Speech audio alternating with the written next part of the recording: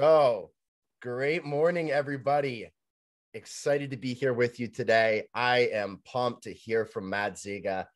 Matt is an absolutely incredible individual. For those of you that are new, welcome to Breakthrough Mastermind Group. Today's topic is on core values. Core values are absolutely critical as a business owner for so many reasons, and we're going to dive into a lot of these today. I couldn't think of a better person to speak about core values than Matt. So I'm excited for him. I know he's going to bring the fire. He always does. He's got some really good notes and charts behind him. So make sure that when he's speaking, you kind of take a peek at his work in the background. But guys, I've had the very great pleasure of getting to know Matt recently. And we met in a networking group. He did a presentation. I believe it was Shared Connections. And he just knocked it out of the park. And I immediately was like, you know what? This is a guy that I want to have in my circle. He brings the fire. He's got the energy. He has a plethora of knowledge. So he helps business owners. And this is one of his specialties, is that core value component. So again, guys, we are not labeled as a networking group, but absolutely go ahead and pop in that chat, set up some appointments, get to know each other. Again, the premise is very simple. We are going to give Matt the floor for about 2 to 15 minutes, and then we'll open it up for Q&A. So if you have any questions, I just ask that you write them down prior to Matt speaking. But Matt, without further ado, I'm just going to hand it over to you and let's dive in. Awesome, Keegan. Thank you so much for that warm welcome. Really, really grateful to be here this morning. And I just want to start out by saying that there's a reason that I'm here today, and it's because of core values. And it's because that I personally believe that my core values align with Keegan's core values. Otherwise, quite frankly, I probably wouldn't be here. He's the kind of person that I want to be with. And I want you all just to take a moment to reflect on that. Why are you here today? And maybe it's because that you feel that your personal values aligned with Keegan's values. And you felt like this would be a group where you'd be able to grow. And because of that. And so just want to put that out there. I thought that was kind of a good way to kick things off. And again, Keegan, thank you so much for having me. Grateful to be here this morning. And so want to start things off this morning by just talking about the shift that I believe is happening in the workplace. And if you're part of this group, you've probably already have seen it. And the shift that I'm talking about is the shift from people thinking about getting people into the right seat. Someone who's in the right seat in your organization is someone who's just great at their job, right? They have the talent, the skills, and the ability. And while all of that is great, the shift that I'm talking about is the shift from thinking about getting people into the right seats, but also thinking about getting the right people. And who are the right people? The right people are people who embody your core values. They're the people who just they make your business come alive. And so what I just talked about was a term really popularized by Jim Collins in his book Good to Great, and talking about right people and right seats. And so while it's important to have both, too many organizations overlook that aspect of getting the right people on the team. And so the shift that I'm talking about, go back to the 80s and the 90s when Jack Welch was running GE, and he was, the manager of the decade because his focus was getting all the people in the right seats, but there was very little emphasis on getting the right people on the team. And so I'm going to come back to that concept later on in the presentation, but just wanted to plant that seed about right people and right seats. And so what are core values? Let's just start there. Core values are a set of essential guiding principles that really define who you are at the core and, quite frankly, what you want from the culture of your organization. And so companies don't have core values, right? People have core values. And so when you talk about living and breathing in an organization that embodies their core values, it's all about getting the right people onto the team and building strong teams. And so why are core values important? Well, I'll tell you why they're important to me. And, life is just too short to be working and living with people who just don't embody your core values. And so one of the things in the EOS world that we talk about is living the EOS life. And a couple of aspects of living the EOS life is doing what you love and doing it with people you love. If you're in a place where you're doing what you love, you're blessed. If you're in a place where you're doing what you love with people you love, you've won the lottery. But there's no reason we can't all win the lottery. And it's just about through doing it intentionally. And so what I'd like to do is just take you all this morning through a core value discovery exercise. We're not going to go through the whole process because this process does take time, but I just want to paint the picture for how everyone on the call today can go about discovering their own core values or discovering the core values for your team or for your business. And so core values are like a fine wine. They take time to evolve. But what I wanted to help you with this morning is just giving you some tips for how to go about discovering your core values in your organization, for your team, or even if you're a solopreneur. And so first and foremost, just taking some time to sit down and think about who you are and what makes you tick, what gets you fired up. And so start to put a list together of all the different core values that you feel make you come alive. And if you're doing this for your organization, it's actually important to start thinking about the people on your team more so than yourself. And so be thinking about what makes your team come alive, what makes you different, and what are the values that your team embodies that makes that organization come alive. Because ultimately, if you're discovering your core values, for example, when I do it, I work with businesses and I work with leadership teams. And so when I'm working with a leadership team, I urge them to be thinking about the people who are sitting out on the floor, because ultimately when they come to the team, they say, these are our core values. What I want them to do is help them share the core values and talk about how it's the people on the floor. That's how we discovered the core values. It wasn't just the leadership team. It wasn't just the CEO or the president. So think about core values from that standpoint as well. And so core values, you can really use them as a lens to make all business decisions.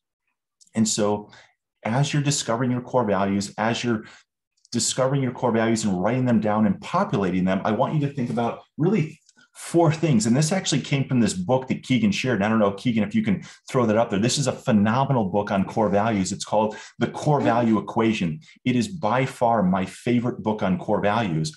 I'm going to share another book with you.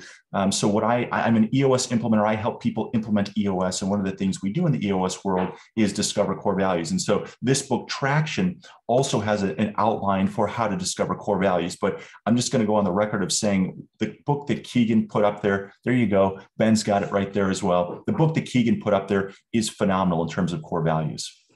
And so we talk about coming up with themes. And so as you start to write all your core values down, ultimately, you want to group your core values and you want to whittle it down to about 3 to 7. And less is more. So if you can get down to 3, 4, 5, that would be ideal. And so if you're doing a brainstorming exercise and writing all your core values down, you might come up with 20, 30 different values that you feel that you embody or your team embodies. And so what I want you to do is start bucketing these core values into themes. Once you have your core values into themes, maybe you've come up with 3 or 4 themes that all embody those core values. Then I want you to start looking at those themes and saying, what could be the header for this theme? Maybe it's a single word, or maybe it's a slogan. Maybe you've bucketed integrity and honesty and some of those words together. And maybe the theme that you want to come up with for that, maybe the header for that bucket is do the right thing. So that's one of my core values, is to do the right thing. And if I always live by that core value, or I try to live by that core value. And so once you've come up with your headers, then you can come up with descriptions. So what does that mean to you? And if do the right thing is your header, you can come up with some descriptions. You can give it some flavor. You can write another sentence or two. So when you're describing to your team what do the right thing means for your organization, you can start talking about, well, this is an example and a couple descriptions for what that actually means in your organization. And then the last step in this core value waterfall is to come up with some policy. And policy is just starting to think about how are we going to really make our core values come alive? And this is, coming up with some policy. It could be for how you reward people in your organization, how you recognize people in your organization, how you use your core values to hire, how you use your core values to onboard. And so using your core values consistently throughout your organization once they've been discovered. And so that's how we go about making your core values come alive. That was really, really high level. When I'm working with teams, we spend almost an entire half day doing this. So I'm just trying to hit the mountaintops there. But if you guys have any questions, of course, happy to go deeper with core values. So, and the only other thing that I want to put out there is I have what we call a value trap. And so when you're discovering your core values, these are 3 common themes that people fall into when they discover their core values. And so these are traps that you want to avoid. The first trap is having a value that's permission to play. So that's just where are you going to set the bar? And so sometimes people say, well, we're professional. And maybe that's just a permission to play. Maybe, at a minimum, everyone needs to be professional on your team. That's not really a value. And so be thinking about, is that truly what makes you different and unique? Or is that just permission to play? Is that just, entry level to walk in the door? The next one is an accidental core value.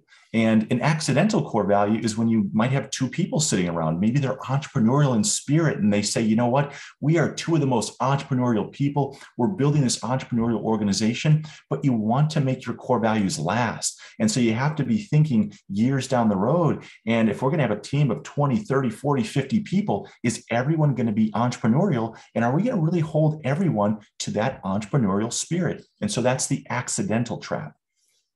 The last trap, and this is one of the most dangerous ones, is making your core values aspirational.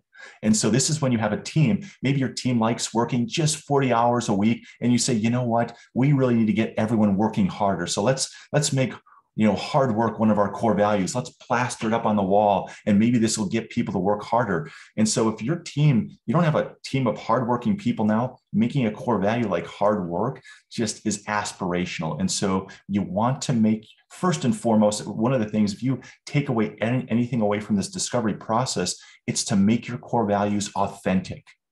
And Keegan, I'll use you an example. I just think you're an authentic, genuine person. That's one of the reasons I think that, our values personally align. And so I'm sure everyone on this call, and that's the reason they're here today. And so those are just some tips to discover your core values and go through that discovery process. Want to leave you with one last thought before we wrap up here. And then from there, happy to take questions, happy to peel back the onion if you want to go deeper with anything else.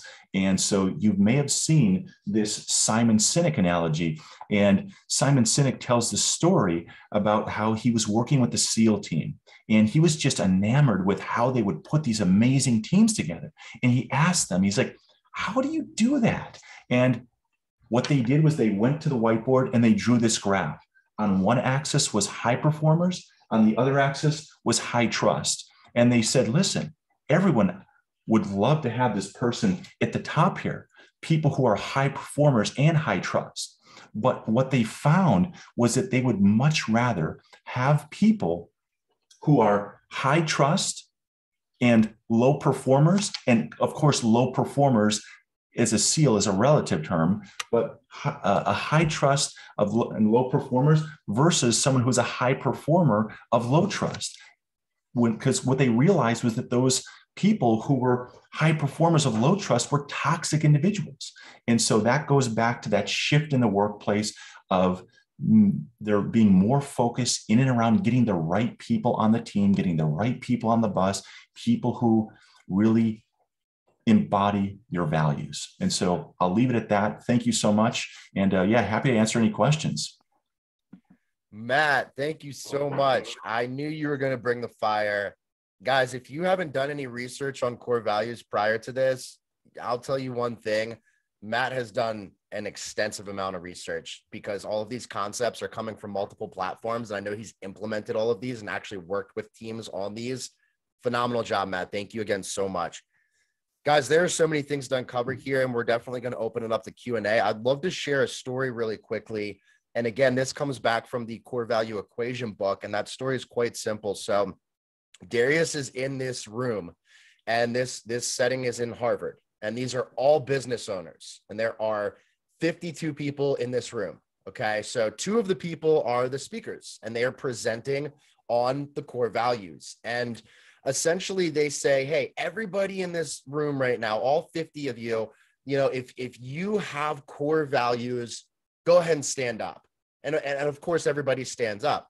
And then he says, if you know all of your core values and you can list them right now, stay standing. And about 10 to 15 people actually sit down. And then he says, if all of your employees can list your core values, continue standing. Another 10 to 15 people sit down. And then the final question is, if all of your customers can name your core values, stay standing. And every single person in the room, excluding the 2 speakers, sat down. And that really just goes to show the power of core values. It's not just for us. It goes from the top all the way to our customers. And that's why this is so important. So even if you are a solopreneur, you might be thinking, well, why would I need core values? I'm not building a team. No, it is still extremely important because you are going to attract the right people. I've had discussions with many clients that have situations where they are in between 2 jobs. And it always comes down to a really easy decision-making process. I always recommend look at their core values and see if they align with yours. If 4 of their 5 core values do not align with yours, yes, you may be able to make money there, but down the road, you are not going to feel at home because you guys are not operating in the same space. So, and then anyway, I've got a ton of stuff that I'd love to unpackage, but let's open it up to Q&A. Does anybody have any thoughts, questions, comments, experiences based around core values? Patty?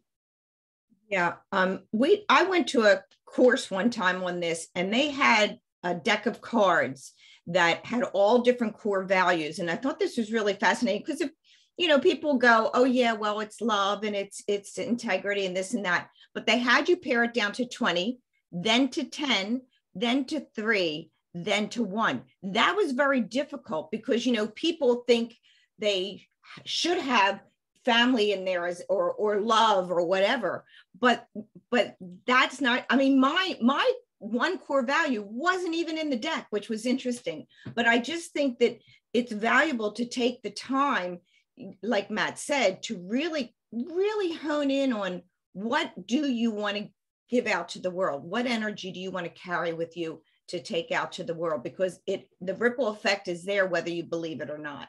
But that was a fascinating thing. Because you're like, well, I can't cut out family. Well, yes, you can. It was interesting. Thank you for sharing that, Patty. So Ben, I'm going to give you the floor in just a second. But one thing that is very important in this process is to distinguish the difference between your personal values and your work core values. They are very different things. Okay, Ben, go ahead. I'll just add to what you just said, Keegan and Patty. Yeah, I did that exercise of core values for myself, and definitely very different than for the company. But Matt, great presentation. Just two quick questions. One, how many core values do you recommend? Because currently we have 6 for our team. It just seems way too many. And as Keegan said, does our team know all of them? And will our users know all of them? I don't think so. So I was just curious what you generally recommend. And then I have a follow-up question. Yeah. So what we say in the EOS world is 3 to 7. I always say less is more. And after having worked with a number of teams, I personally think the sweet spot is 4. And so one of the things that they talk about in that core value equation is how you can use your core values as a lens to make business decisions. And I personally feel like most teams can get it down to 4, and their four values are overlapping just enough that really any business decision that comes at them, they say, all right, this is a tough one. What do we do here? They can look at their core values and say, well, we got to do the right thing. We got to do what we say. And so I have 5 core values, but I feel like 4 is a really, really good number. Again, less is more. And it goes back to what Keegan said. If your employees don't know your core values, you don't have core values. And so to the extent that you can get everyone knowing those core values is powerful. Yep, totally agree. And then my follow-up question is, I was writing notes, but you're talking about the 3 traps. The second one I totally blanked on. Yep. So I'll also reference, there's a Harvard Business Review article by Patrick Lencioni, and this is where he talks about the value traps. And so the 3 values, so if you want to go more, it's a great article. It's a 10, 15-minute article, but the 3 traps are permission to play, aspirational, and accidental.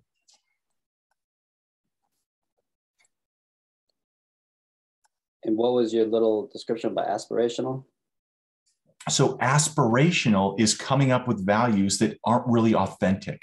So coming up with a value about, remember the hard work, well, our team just isn't hardworking, so let's make that a value. And what that does is that infuriates people. It goes back to one of my examples about that I didn't share this morning, but about the book that Jim Collins and Jerry Porras wrote, Built to Last, in '94, where they talked about the power of core values. Everyone went up, put plastered core values up on their walls. And a lot of people were sitting around being like, this isn't who we are. And it actually did more damage than good. So making your core values authentic. Thank you. Mm-hmm. Well said, Matt. So I love that, by the way, and you've done a fantastic job breaking this down. So one of the things that Darius refers to is what we call Miller's Law, or the Magic 7. And basically what that is that the average adult has a short-term memory of 7 items plus or minus 2, meaning you have a span from 5 to 9. I would wholeheartedly have to agree with Matt here. I think that your sweet spot is really that 4 to 5 space. If you're going above 5, you're just stretching it a little bit too thin. It becomes very difficult for everybody to remember. But if you get down to like 2 or 3, it doesn't necessarily explain the dynamics of the business enough. And one last note on the permission to play that Matt referenced here is that, do we have any sports fans in here? Somebody just throw out a sport you like to play or watch. Baseball. Okay. That was Dylan. I know it. So when we talk about baseball, the permission to play would basically state that in baseball, everybody that steps onto the field is going to play by the same rules. They have 3 strikes to get out. You've got a foul ball. You've got a home run. You have 9 innings. Those are the rules that everybody plays by. Those are your permission to plays. The core values would differentiate the teams in terms of how they perform and how they play. So for example, if you had, a Derek Jeter, if you had a particular all-star on your team, you may build the team around how they perform. Whereas other teams might have very much more teamwork oriented because they don't necessarily have an all-star. They have to work together. So the permission to play, just like Matt said, those are like your professionalism. Well, obviously I'm not going to hire somebody if they're not professional. That's a permission to play value. So I just wanted to touch on that. But Matt, you did a fantastic job of breaking down the accidental and the aspirational, because those come up all the time. And it's very intentional to separate the two. So I'm going to open the floor back up again, but I would love to share this with everybody. I think that this might be a really powerful tool. And this is based off of what Patty and Ben were sharing as well. So here's a little chart that I really like to reference. So what you do is when you are creating your core values, you would take the core value right here, and then you really want to break it down. So you can see to the right, does this differentiate? Is it meaningful? Yes or no? Okay. And then you want to break this down and break it down and break it down further and further and further. So that's where Patty was talking about starting with those 20 core values and breaking it all the way down to 1. You want to contest each one until you get that one that really stands out and sticks for you. So I just thought I'd share that. But any other questions, comments, stories, experiences, concerns from the group? I had something, but I see a couple hands. I'll go ahead, Jen.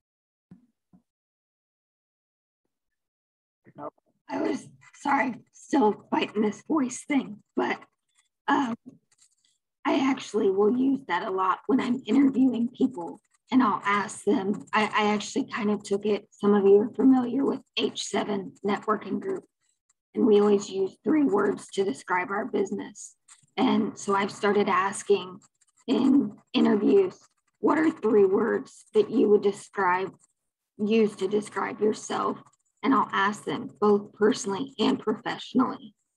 And it's amazing how people are really taken off guard by that question. And, you know, for me, it's kind of that thing, like I know my 3 words right away, but it's amazing how many people don't, and they don't know how they would describe themselves with just 3 words. And then what you see a lot is kind of that permission to play or aspirational goals. There's a woman that I worked with in our H7 group. We were working on developing our 3 words, and she's a realtor and used integrity. And I was like, but I expect you to have that. So then we kind of narrowed that down and looked at what are the key concepts behind integrity. So what makes you have integrity? And then how does that make you stand out from the other realtors that are saying integrity? How are you different in actually showing that versus just saying you have integrity? Because that's permission to play. If you're my realtor, you better have integrity. So I think a lot of people fall into that trap of using just those common words people would tend to throw out that are just expected.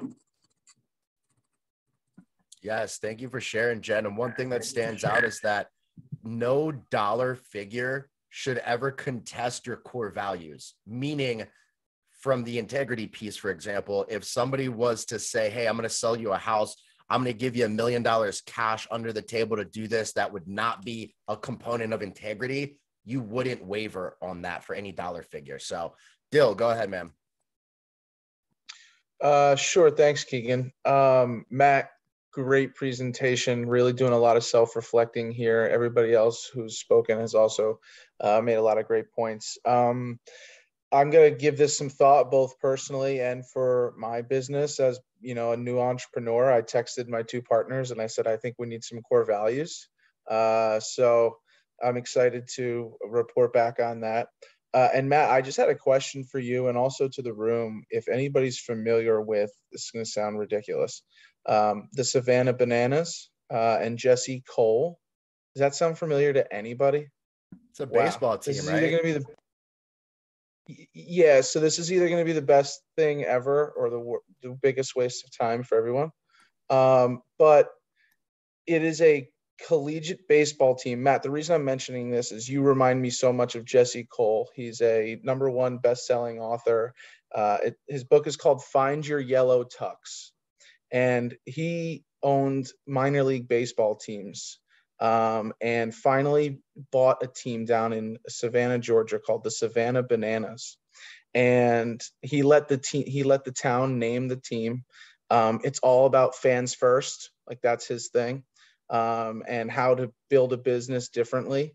You know, he takes it's like a collegiate baseball summer league, you know, at this oldest stadium in America, and they sell out 4,000 seats for their entire season in minutes online. You know, 1 general admission ticket for all you can eat food. Like, it's just, they do everything differently. It's unbelievable. The sport, you know, the big sports and HBO and all of them have started to cover them. I'll send everybody in here a link. You guys absolutely have to check it out. The coolest part about it is he's a good friend of mine. I had him on my podcast. You guys need to check it out. Matt, you in particular, I am begging that you read his book. I'll send it to you if I have to. Absolutely unbelievable. I just wanted to mention that and let you guys know that I took a lot away from this. So thank you. Thank you for sharing, Dylan. And that's Thank you so much. Perfect example, right? Go ahead, Matt.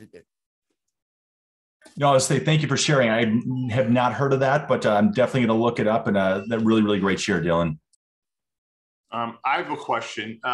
Does nobody explain to what EOS is? Is the EOS stand for Entrepreneurial Operating System?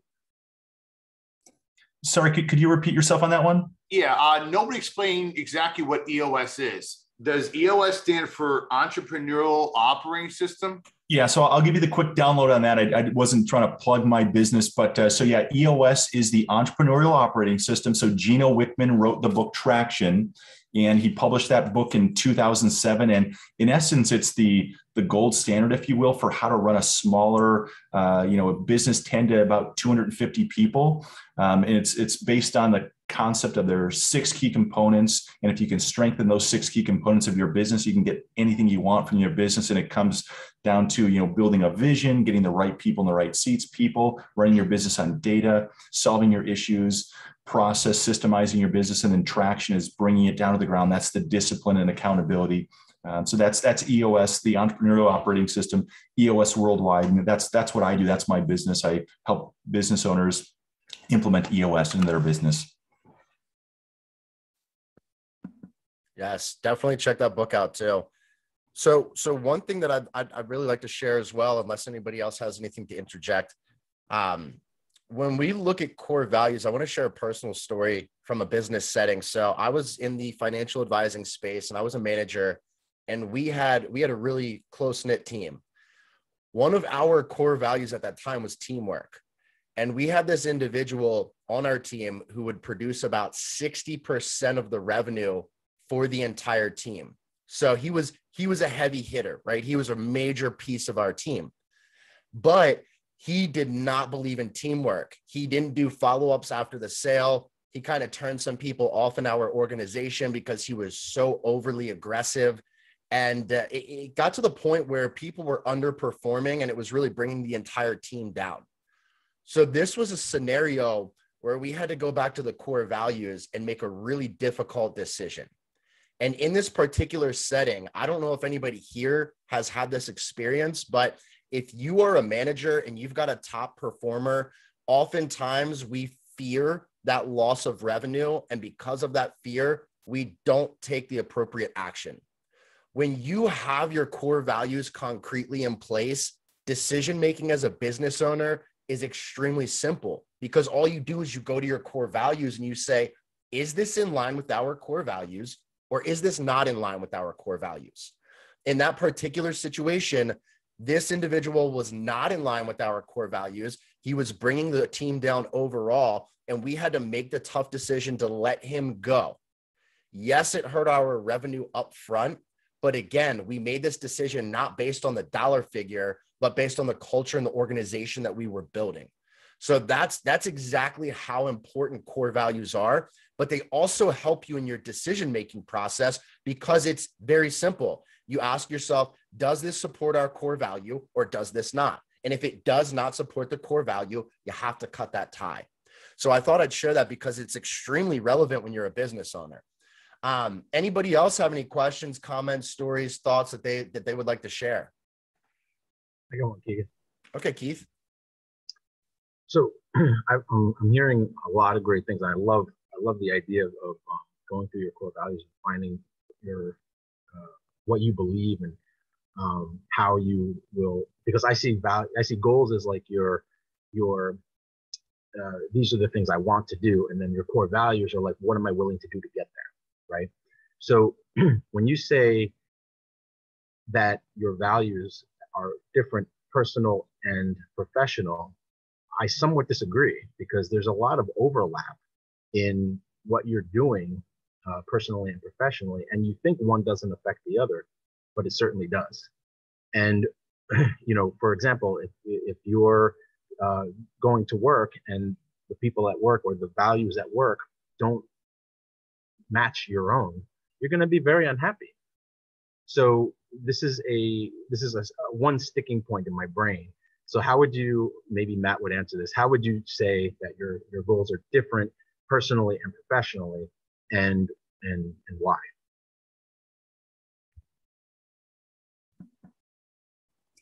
Matt, you want to go for it? Yeah, that was Keith. I think that was a brilliant question, and I'm glad you put that out there. And so, I think you're right in the sense that there should be a lot of overlap.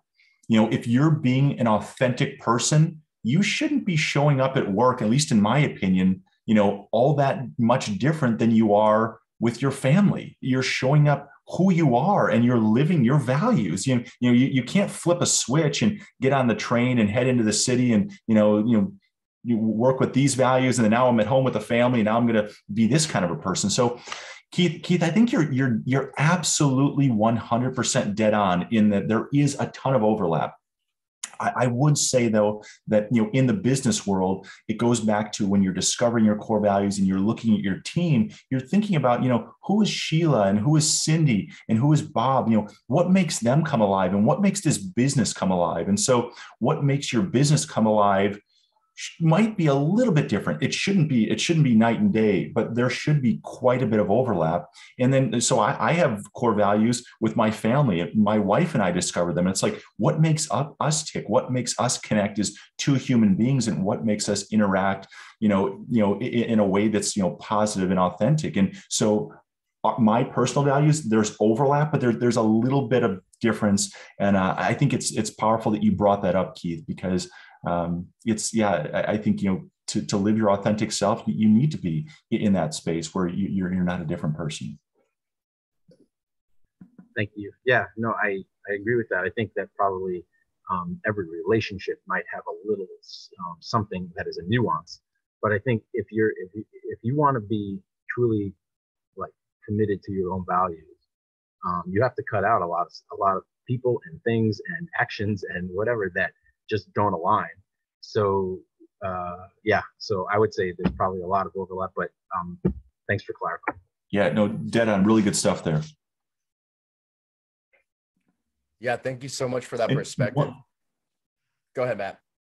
I was going to share one quick tool as well that we use in the EOS world. So once you've discovered your core values, this goes back to a comment that was made a little while ago. So we use a tool called the People Analyzer. I actually don't like the name for that tool, but it can be a powerful tool to start looking at your people through the lens of the core values. And it goes back to what you were saying, Keegan, about sometimes having those really high performers that you're afraid to lose. And, I can speak from personal experience in the teams that I'm working with. When people have made the decision to let go of that toxic person, even though if that person was a high performer, it always made a difference in the organization, a positive difference in the organization. And the team would just rise up knowing that toxicity was gone. But so really quick, the People Analyzer, what we do is we list the core values on the vertical axis, and then you can list your team members on the horizontal axis. And it's just a quick tool to rank and say, is this person a plus? Are they a plus minus, or are they a minus as it relates to embodying this value?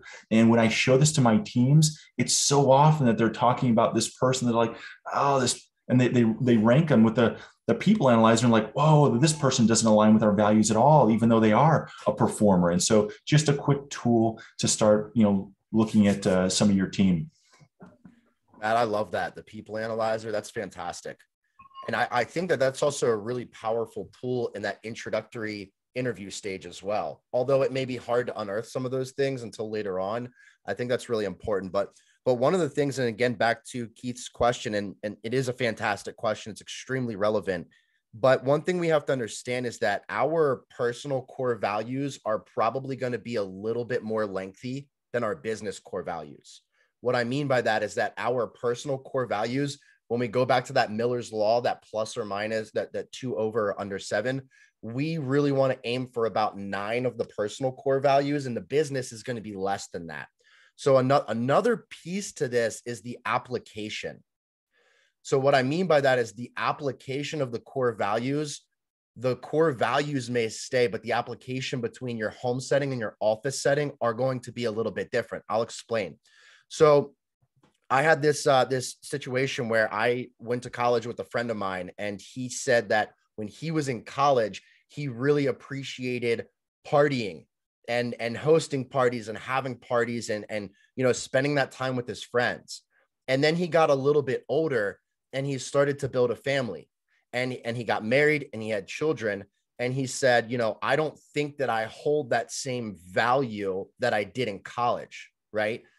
And I had the conversation with him is you very well hold the same value. It's just the application of that value that's changed. You still value that relationship building, but now you spend that time with your wife and kids versus in that partying environment.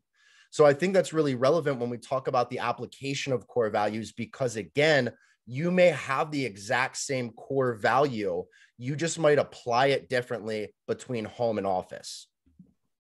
I see Keith laughing a little bit. I just want to say one more thing with that. That one right there, that specific example in my eyes, you're saying he's got the same value.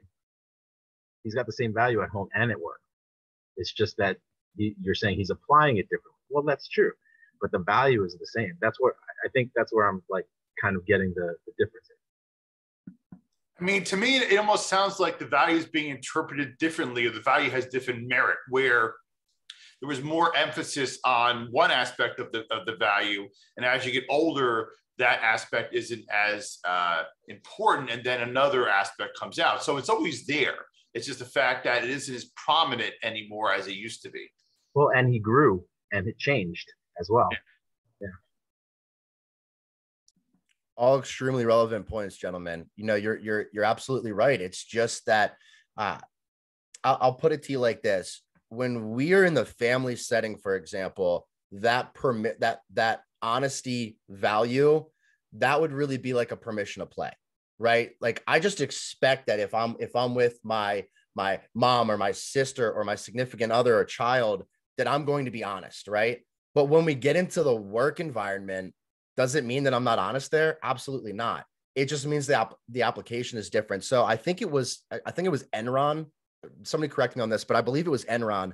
Anyway, there was an individual that was in a staff meeting with Enron, and he was a business consultant. And they basically were in this situation where they said, you know, honesty is one of our core values. No question. That's one of the core values. We live by it. And then they went into this sales meeting and they were telling their entire staff, hey, you know, we're going to cut this corner here. We're going to drop this price here so that our profit margin's a little bit higher. And the guy came back and he said, well, honesty is not your core value. If you're not operating by this integrity piece, this honesty piece, it shouldn't even be on your core values because it's not authentic, like Matt's saying.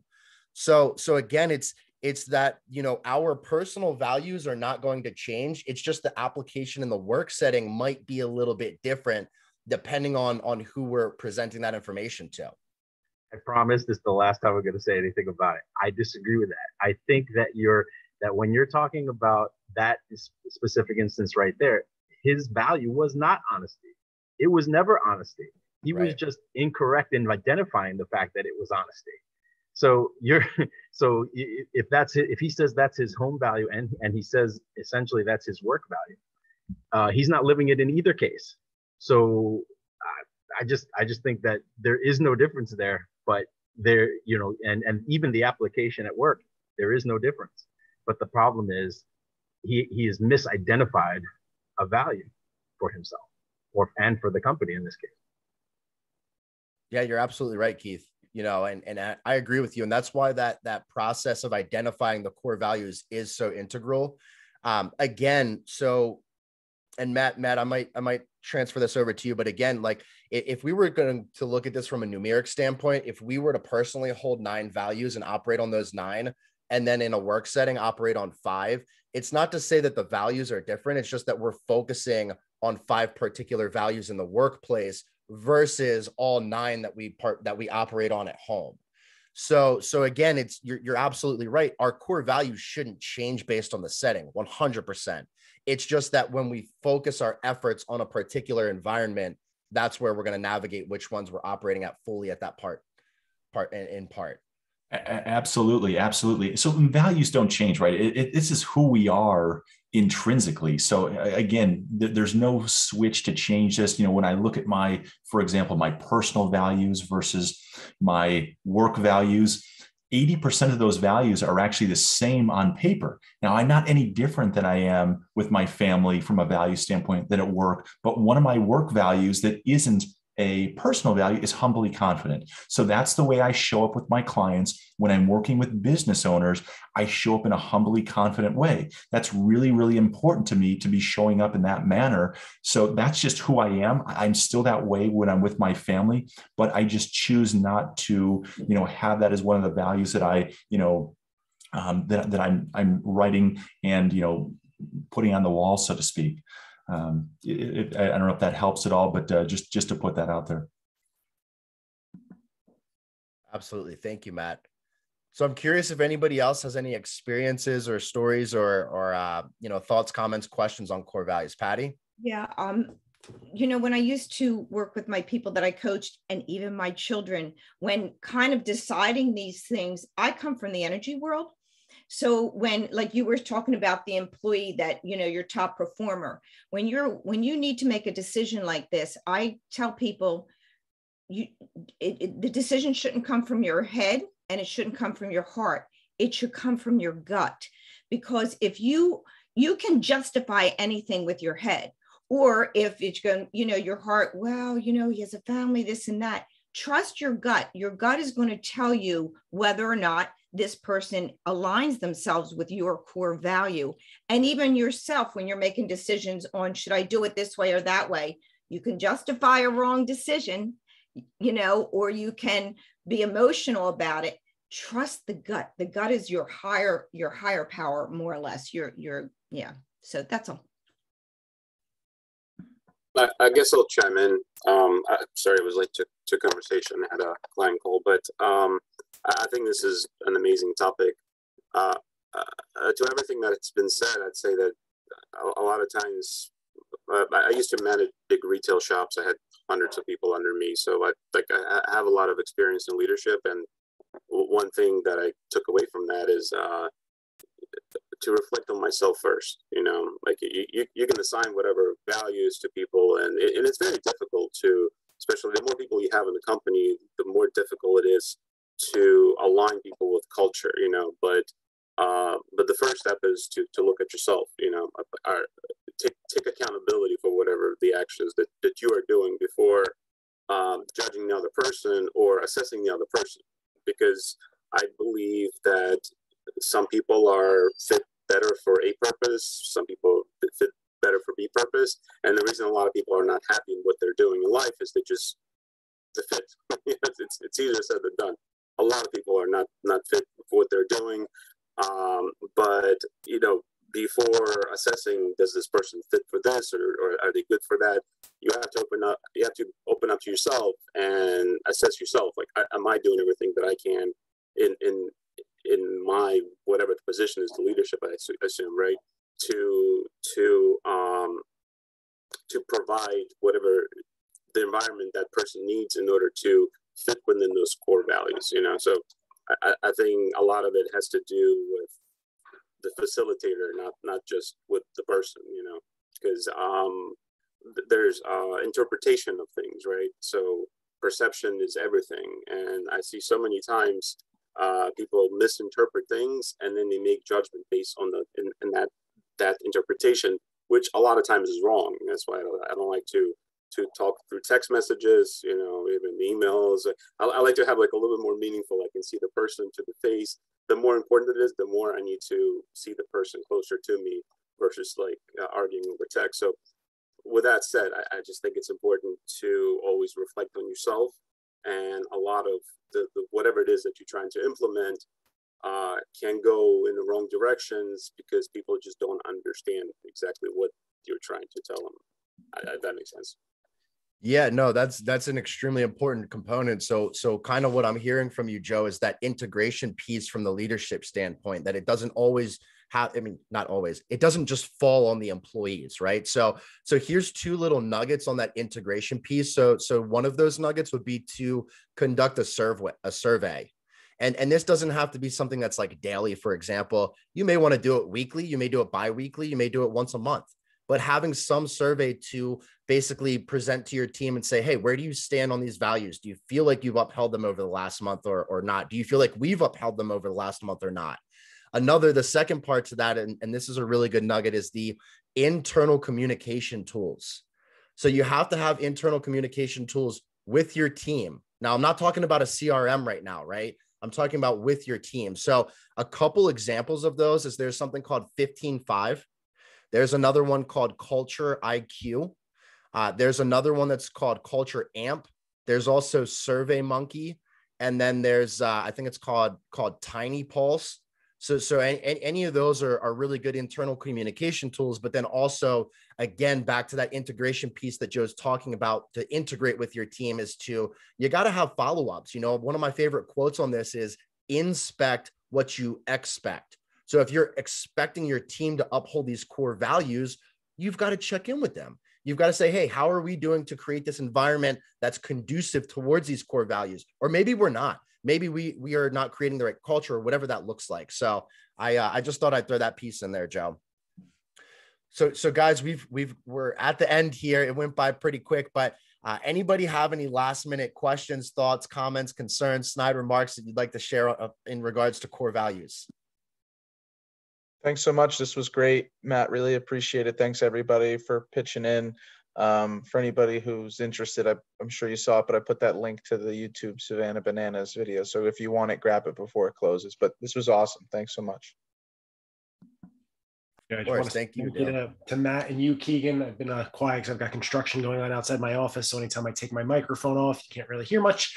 But amazing presentation. I really appreciate your time and the value that this group brings to my life.